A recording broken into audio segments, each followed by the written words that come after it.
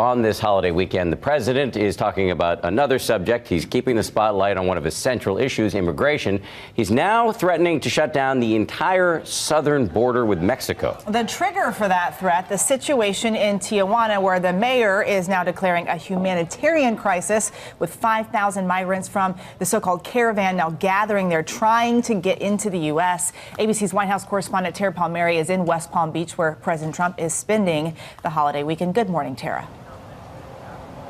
Good morning, Eva. After a month-long journey, the caravan of migrants is finally at the U.S. border. Along the way, locals have offered them food and shelter. But now that they're in this border town of Tijuana, they say they can't handle the crowds and they're at capacity.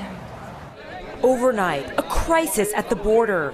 The mayor of Tijuana requesting aid from the United Nations as nearly 5,000 Central American migrants wait to apply for asylum in the U.S. Fleeing violence and poverty, a group of migrants from Honduras waving flags and demanding to be let into the United States. The town's food and shelter pushed to the limits as migrant mothers and their children huddle under blankets just feet away from the edge of the U.S. border. All this as President Trump threatens to shut down the border.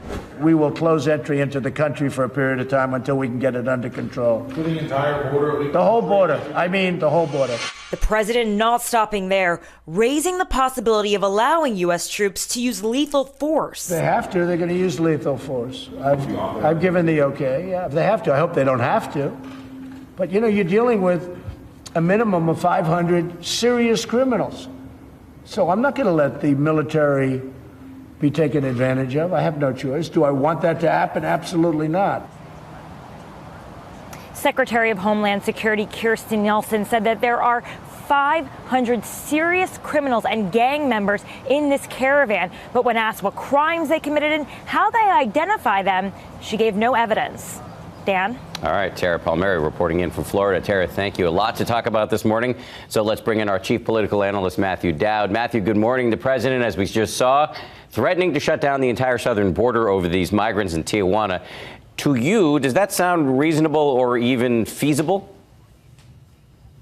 Well, much with President Trump it is not always reasonable or feasible, but I think this is what the president has been talking about for the last month and a half. He's recently threatened to shut down the government if he doesn't get his border wall. I think this is exclusively a humanitarian problem, not a security problem.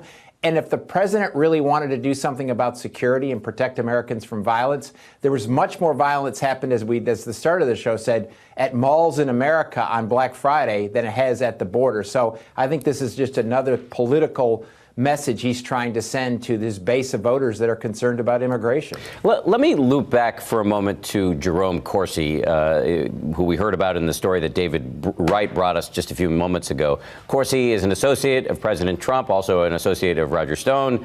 Corsi is now reportedly in plea negotiations with the special counsel Robert Mueller. How much of it, we don't know the details of these negotiations, but based on what we know, how much of a threat does Corsi pose to the president, if any? Well, I think the entirety of the Mueller investigation is a threat to the president and a threat to the president's family and a threat to many people around the president. If I were the president, I'd be very worried as Bob Mueller wraps this up and is going to present a report to the Justice Department, and then I think Congress will get it. This is a big threat to him. This is a big threat to the ongoing ability of his administration to function. If I were Roger Stone, I'd be very concerned because Roger Stone hasn't been called before any grand jury, and he seems to be a target of this. So it'd be a big concern. Matthew Dowd reporting in from Texas on a Saturday morning. We really appreciate it. Yes.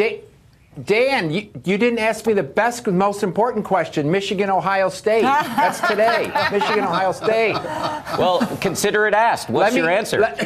Let me give you a clue. Hail to the victors valiant. Hail to the conquering heroes. Go Michigan. Okay. I wouldn't have gotten a clue until you said Michigan. And all the people from The Ohio State University just booed. Yeah. And Dan will be glued to his TV all day today watching football. Making friends all over the Buckeye State. Matthew Dowd, we appreciate it. Thank you, sir. Appreciate it. Have a great Saturday. Hi, everyone. George Stephanopoulos here. Thanks for checking out the ABC News YouTube channel. If you'd like to get more videos, show highlights, and watch live event coverage, click on the right over here to subscribe to our channel. And don't forget to download the ABC News app for breaking news alerts. Thanks for watching.